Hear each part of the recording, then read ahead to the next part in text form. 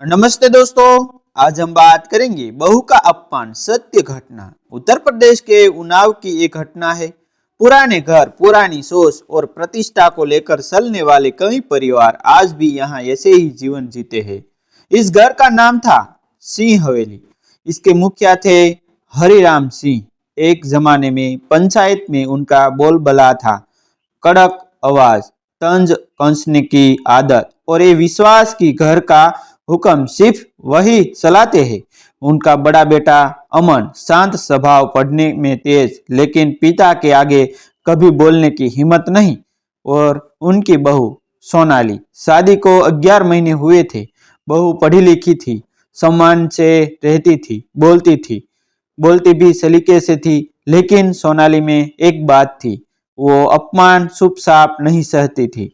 जो गलत है उसे गलत कह देती थी और यही बात हरिराम को चुभती थी।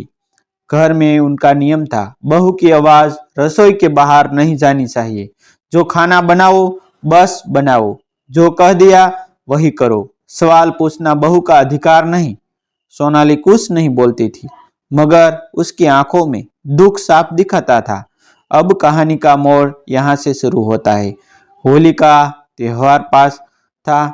घर पर रिश्तेदार आने वाले थे। हरिराम ने घर के सोबारे पर बैठकर लगाने की तैयारी करवाई। महिलाएं रसोई में हलवा, पूरी, कचौड़ी बना रही थी। सोनाली सुबह से ही काम में लगी हुई थी। उधर दरवाजे पर कई मेहमान आए। ससुरे, ताई, ससी, फुआ जी, उनके बेटे बेटियां सब बैठे थे।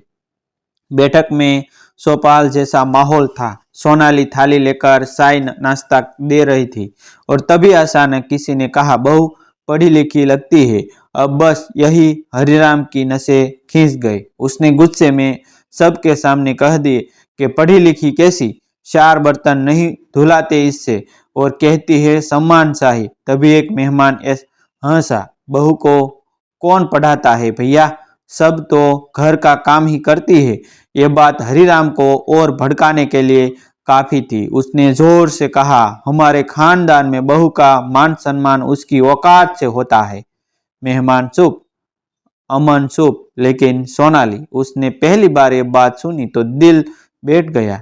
जितना खाना उसने बनाया, जितनी मेहनत की, सारे सम्मान को उसने पल भर में मिट्टी में मिला दिया। सोनाली ने चुपचाप थाली रखते हुए कहा, पिताजी, मैंने तो कभी आपकी इज्जत को चोट नहीं पहुंचाई, लेकिन आपने आज मेरे अस्तित्व को सबके सामने चोट दे दी। हरिराम बोला, तू जवाब देने लगी? बहू जवाब नहीं देती, बहू सिर्फ सेवा करती है। अकड़ दिखाने आई है क्या? पूरा माहौल कुछ पल के लिए ठहर गया। समाज में, बैठक में, पड़ोसियों के सामने एक स्त्री की गरिमा को ये कुचल दिया गया था। अमन अपनी कुर्सी पर जमे रहा। बाप के डर के कारण उसके होठ बंद थे। सोनाली की आंख भर आई। उसने एक भी शब्द नहीं बोला आगे। वो सीधे अपने कमरे में चली गई। रात को तकिया आंसुओं से भीग गया। सारी रात उसने सिर्फ एक बात सोची, अपमान अगर यह सह लिया तो यह उनका अधिकार हो जाएगा। और उस रात सोनाली ने एक फैसला ले लिया। अब वो चुप नहीं रहेगी। अब वो अपने सम्मान की लड़ाई खुद लड़ेगी, चाहे पूरा घर, पूरा समाज सामने आ जाए। अगली सुबह सोनाली चुपचाप घर से निकली। कोई पीछे नहीं आया, किसी ने पूछा भी नहीं।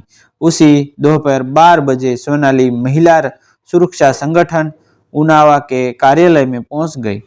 वहां जाकर उसने पूरी घटना लिखित में दी। उसके बयान के गवाह के रूप में 2 लोग तैयार थे, सड़क के बगल वाली पड़ोसन शर्मा आंटी और गल्ले वाली दुकान के मालिक अशोक गुप्ता, जो उस दिन पर बैठे थे। संगठन ने तत्काल कार्यवाही की और उसी शाम 3 महिलाएं सोनाली के साथ सिंह हवेली पहुंची गई। दरवाजा खोला, हरिराम ने और उसी बैठक में बैठाया गया जहां कल सोनाली का अपमान हुआ था। महिला अधिकारी ने बोलना शुरू किया, साहब, आपने सार्वजनिक सभा में बहू को तिरस्कृत किया, उसकी इज्जत को गिराया और सम्मान पर हमला किया। हम शिकायत लेकर आया है। हरिराम सुप, उसकी आंखें झुक गई। एनजीओ प्रतिनिधि ने आगे कहा, महिला की गरिमा पर शोट घरेलू हिंसा की श्रेणी में आती है और यह सामाजिक अपमान भी हुआ है। उनकी आवाज दमदार थी। इस बार हरिराम के शब्द नहीं निकल रहे थे। अमन अब बुरी तरह कांप गया। उसने पहली बार महसूस किया कि जो उसने चुप रहकर सहा हो वो अपराध में भागीदारी थी। अमन ने सामने हाथ जोड़कर कहा, सोनाली, मैंने गलत किया। मैंने पापा के डर में आकर तुम्हारा साथ नहीं दिया। सोनाली शांत थी। न आंखों में गुस्सा था, न क्रोध, बस एक दृढ़ संकल्प। महिला अधिकारी ने अंतिम बात कही, इज्जत घर की चार दीवारी में छिपी चीज नहीं होती। इज्जत बोलकर रखनी पड़ती है और अपमान करने वाले को उसके शब्दों का जवाब देना पड़ता है। नोटिस हरिराम के हाथ में था। बदलाव उस दिन से शुरू हुआ। हरिराम पहली बार चुप था। उसने अपनी आंखें झुका दी। उसने किसी से कुछ कहा नहीं। उसने बस धीरे से सोनाली को देखा और धीमी आवाज में इतना बोला, बहू, गलती मुझसे हुई। जिसे औकात कहा, वो मीठे घर की बहू है, मुझे माफ करना। उस दिन सिंह हवेली का नियम बदल गया। अब किसी स्त्री की इज्जत पर शब्द चलेंगे तो आवाज उठेगी, सुपी नहीं। सोनाली ने सिर्फ अपने लिए नहीं, अपनी आने वाली पीढ़ियों के लिए आवाज उठाई और इस घटना ने संदेश दिया, इज्जत मांगी नहीं जाती, इज्जत ली जाती है। उस दिन के बाद सिंह हवेली में वातावरण बदल चुका था। पहली बार लोगों ने देखा जो बहू कल तक चुप रहती थी वो अब अपनी गरिमा के लिए आवाज उठा चुकी थी और इस आवाज का असर सिर्फ घर पर नहीं पूरे मोहल्ले पर पड़ा।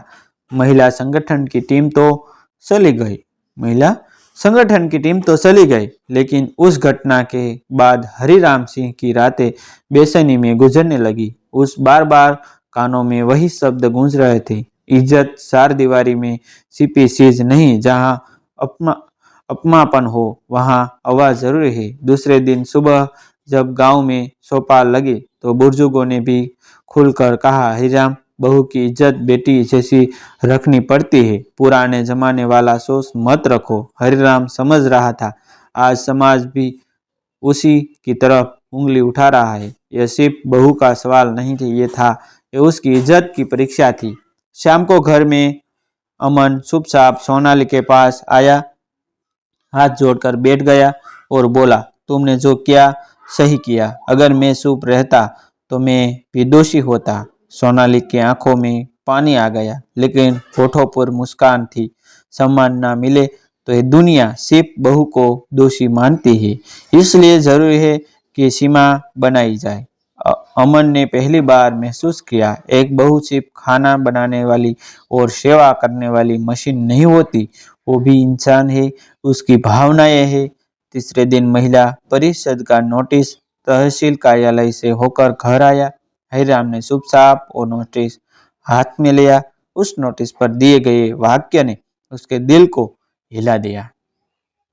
घर की प्रतिष्ठा पर घर की स्त्री के सम्मान में होती है, न कि पुरुष की अकड़ में। उस शाम हरिराम बैठा रहा लंबे समय तक और पहली बार सोचने लगा, अगर उसकी बेटी होती, उसके साथ ऐसा अपमान होता तो क्या वो भी चुप रहता। तभी उसने सोनाली को आवाज दी, धीमी नम्र आवाज, जैसे आज पहली बार कोई बुजुर्ग झुककर बोल रहा हो, बहू में गलत था। मैंने अपनी उम्र और अपना सम्मान बहू पर थोप दिया।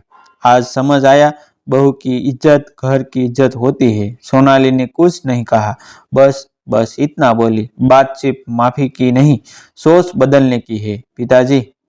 और उस दिन उन्हीं चार शब्दों में इस घटना का असली अर्थ छुपा था, सोच बदलना। उस रात अमन और सोनाली बिस्तर पर बैठे थे। सोनाली ने कहा, अब डर नहीं लगता क्योंकि सच हमेशा दहड़ कर निकलता है और जो बहू चुप रहती है वो अपमान को अधिकार बना देते हैं। अमन ने उसके हाथ पकड़ लिए और बोला, तुमने सिर्फ अपने लिए नहीं आने वाली बहुओं के लिए रास्ता खोल दिया।